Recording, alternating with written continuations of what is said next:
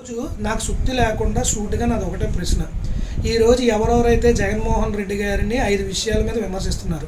ఒకటి, మద్యపాన నిషేధం చేయలేదని. 2, స్పెషల్ కేటగిరీ స్టేటస్ తేలేదని. పోలవరం ప్రాజెక్ట్ ఏదో జగన్మోహన్ రెడ్డి గారు పూర్తి చేయలేదని. 4వది, ఎక్కడికక్కడ అభివృద్ధి లేదు, మొత్తం అన్ని పనిచేస్తున్నాడని. రైల్వే జోన్ అనౌన్స్ చేయలేదని. ఇంకొక విషయం, స్టీల్ ప్లాంట్ ప్రైవేటైజేషన్ గురించి జగన్మోహన్ రెడ్డి గారు ఏమీ మాట్లాడలేదని. ఇప్పుడు నేను అడుగుతున్నాను, ఈరోజు 2014లో ఆల్రెడీ ఈ కూటమి ప్రభుత్వమే వచ్చింది, మరి 2019లో జగన్మోహన్ రెడ్డి గారి ప్రభుత్వం వచ్చింది. 2014లో ఉన్నప్పుడు మీరు స్పెషల్ కేటగిరీ స్టేటస్ మీరు తేలేదు, తేకపోగా మీరు ఏం చెప్పారు, ప్యాకేజే ముద్దని అన్నారు. ఇప్పుడు చంద్రబాబు నాయుడు గారికి నా సూటి ప్రశ్న ఏంటంటే, మీకు 2012లో బైఫర్కేషన్ జరిగిన తర్వాత ఆ రోజు పార్లమెంట్లో మనకు 10 ఏళ్ళు హైదరాబాద్ ఉమ్మడి క్యాపిటల్గా ఉంటుంది అని అన్నప్పుడు ఆ కొత్త ఆలోచన మీకు ఎందుకు వచ్చిందండి? ఈరోజు 3 రాజధానులు చేస్తాననగానే ఈ కొత్త ఆలోచన జగన్మోహన్ రెడ్డి గారికి ఎందుకు వచ్చింది అని ప్రతి ఒక్కడు ప్రశ్నించేసేటప్పుడు నేను అడిగేది ఏంటంటే, మరి ముందు మీకెందుకు ఆ కొత్త ఆలోచన వచ్చింది? ముందు 10 ఏళ్ళు హైదరాబాద్ని ఉమ్మడి రాజధానిగా ఉండవచ్చు కదా. మరి మీరు జనాల మనోభావాలు మీరు దెబ్బతీయలేదా? మీరు దేనికి భయపడి మీరు వెనక్కి వచ్చేసారో మీరు సమాధానం చెప్తారని నేను వెయిట్ చూస్తున్నాను. 2వది, మద్యపాన నిషేధం గురించి. అయ్యా, ఇది పవన్ కళ్యాణ్ గారిని అడుగుతున్నాను. మీరు ఊరికే మద్యపాన నిషేధం చేయలేదు అని అంటున్నారు.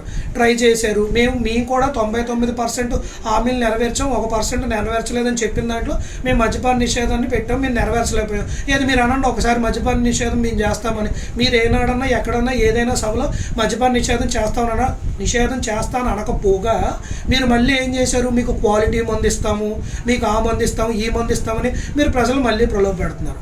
ఇక 3వ విషయంకి వద్దాం, రైల్వే జోన్. ఈరోజు రైల్వే జోన్ కానీ, స్టీల్ ప్లాంట్ ప్రైవేటైజేషన్ కానీ, స్పెషల్ కేటగిరీ స్టేటస్ కానీ, అరే ఇప్పుడు ఉన్నది మళ్ళీ మీ ప్రభుత్వమే కదా, మీ కూటమి ప్రభుత్వమే ఉంది కదా. మరి మీరు వెళ్ళగానే మీరు అక్కడ అదే విషయం అడగచ్చు కదా, మీరు మాకు డైరెక్ట్గా స్పెషల్ కేటగిరీ స్టేటస్ ఇచ్చేయండి, లేదంటే రైల్వే జోన్ అనౌన్స్ చేసేయండి, లేదంటే ఇది అనౌన్స్ చేసేయండి. మీ కూటమితో మీరు చేసేయచ్చు కదా, ఎందుకంటే ప్రభుత్వం మీ చేతిలో ఉంది. మళ్ళీ కొత్తగా ఫామ్ అవ్వాల్సిన అవసరం ఏముంది? ఈరోజు మీరు నిజంగా అది చేశారనుకోండి, ఆటోమేటిక్గా మా అందరి ఓటు కూడా బీజేపీకే వేస్తాం కదా. అసలు ఇక్కడ ఏం జరుగుతుందో ఒక పాయింట్ చెప్తాను. ఈరోజు ఏంటంటే, ఆనాడు కాంగ్రెస్ గవర్నమెంట్ ఆంధ్రప్రదేశ్ సెంటిమెంట్స్ని పక్కన పెట్టి రాష్ట్రాన్ని 2 ముక్కలు చేసింది. ఆ రోజు మనకు జరిగింది అన్యాయం. ఆ రోజు మన బలం 42 సీట్లు పార్లమెంట్లో ఉంటే దాన్ని ఎలాగన్నా బ్రేక్ చేయాలని అనుకున్నారు. ఈరోజు జగన్మోహన్ రెడ్డి గారు 2019లో 23 సీట్లు తీసుకున్న తర్వాత ఈరోజు మనకు వచ్చిన నిధులన్నీ, మన మీద పెట్టిన పెట్టుబడులన్నీ, దానివల్ల మనకు జరిగిన డెవలప్మెంట్ అంతా ఇది మీ కళ్ళకి ఎవ్వరికీ కనిపించదు. అది మెడికల్ కాలేజీలే అయినా, ఫిషింగ్ హార్బర్సే అయినా, ఎడ్యుకేషనల్ రిఫార్మ్సే అయినా.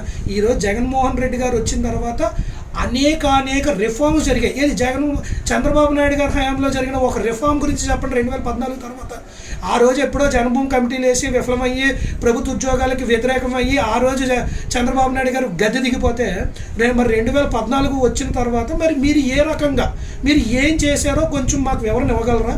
ప్రతిదానికి కూడా జయము చంద్రన్న అని వీడియోలు చేయించుకోవడం తప్ప మీరు చేసేసిన అభివృద్ధి ఏంటి, మీరు ఇచ్చేసిన జాబులు ఎన్ని, మీరు చేసిన అప్పులు ఎంత, మీరు అవి కూడా ఒకసారి చెప్పొచ్చు కదా. అండ్ నా లాస్ట్ క్వశ్చన్, రీసెంట్గా మేము ఎప్పుడు బీజేపీ వాళ్ళు మమ్మల్ని విమర్శించలేదు అనుకున్నాం. అవును, నరేంద్ర మోడీ గారు స్వయంగా మొన్న జరిగిన సభలోకి వచ్చి మాట్లాడినప్పుడు ఎక్కడా కూడా వైఎస్ఆర్సీపీ ప్రభుత్వాన్ని విమర్శించలేదు.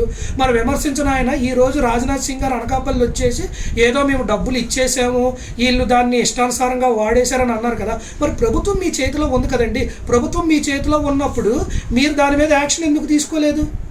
మీరు ఈరోజు 5 ఏళ్ల పాటు మీరు కాముగా ఉండి సడన్గా వచ్చి ఎలక్షన్కి ఇంక కరెక్ట్గా ఇంకో 15-20 రోజులు ఉన్నారుగా, మీరు వచ్చి డైరెక్ట్గా ఇక్కడ ఈ అన్యాయం జరిగిపోయింది, ఆ అన్యాయం జరిగిపోయిందని ఏమీ లేదు. ఈరోజు బీజేపీ చేస్తున్న కపట నాటకం ఏంటంటే, ఎలాగన్నా 23 సీట్ల బలం ఈ రాష్ట్రానికి ఉండకూడదు, వీళ్ళు విడిపోవాలి, 2 ముక్కలు అయిపోవాలి.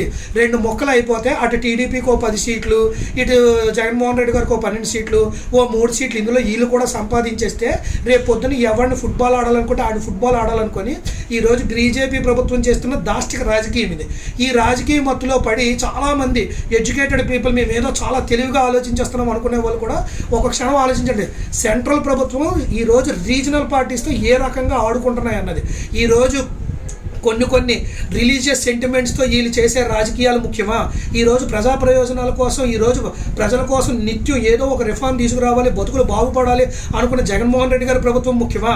లేదంటే ఇచ్చిన మాట తప్పడం, ఈ మాట తప్పిన తర్వాత దానికి సాకులు చెప్పడం, 10 మందితో జత కట్టడం, ఎలాగన్నా ఆయన ఏం చేస్తారో చెప్పకుండా జగన్మోహన్ రెడ్డి గారిని గద్దె దించాలనుకునే చంద్రబాబు నాయుడు కోటేస్తారా? అసలు ఎప్పుడు ఏం మాట్లాడతాడో తెలియని పవన్ కళ్యాణ్ గారు కోటేస్తారా అన్నది జనం నిర్ణయించుకుంటారని సవినయంగా తెలియజేసుకుంటూ సెలవు తీసుకుంటున్నాను.